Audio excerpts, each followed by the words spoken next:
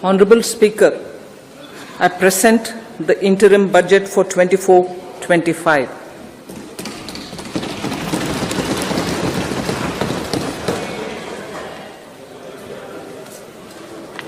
The Indian economy has witnessed profound positive transformation in the last 10 years.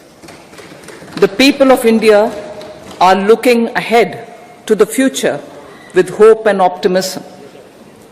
With the blessings of the people, when our government, under the visionary and dynamic leadership of Honorable Prime Minister Shri Narendra Modi, assumed office in 2014, the country was facing enormous challenges. With Sabka Saath, Sabka Vikas as its mantra, the government overcame those challenges in right earnest. Structural reforms were undertaken. Pro-people programs were formulated and implemented promptly.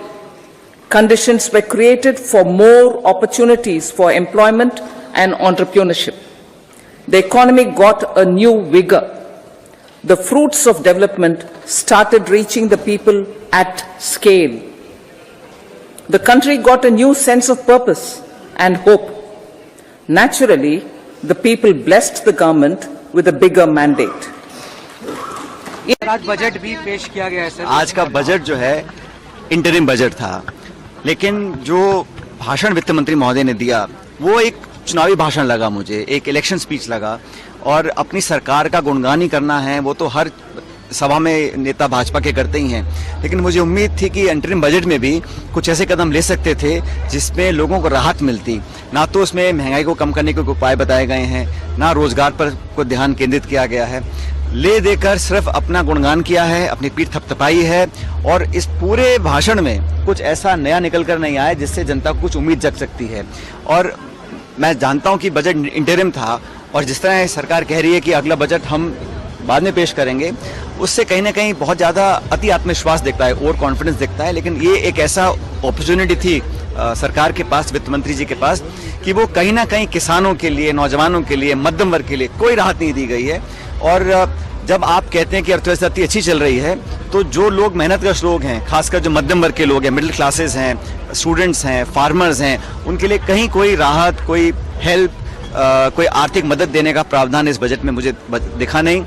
जैसा मैंने कहा, अधिकांश budget सिर्फ अपना गुणगान किया, अपने कार्यकाल की सफलताओं को किया। जैसे राष्ट्रपति महोदय का जो भाषण था उसको भी एक पॉलिटिकल भाषण की तरह इस्तेमाल किया। आज का जो इंटरिम भाषण स्पीच थी वो भी रेडी के पॉलिटिकल थी, और पूरी तरह चुनावों को लेकर वो भाषण दिया गया था। इस बजट में युवा भारत की युवा आकांक्षाओं का, भारत की यंग एस्पिरेशंस का प्रतिबिंब है। बजट में दो महत्वपूर्ण निर्णय लिए गए हैं।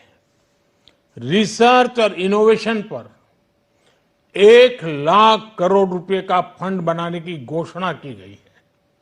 बजट में स्टार्टअप्स को मिलने वाली टैक्स छूट के विस्तार का भी ऐलान किया गया है।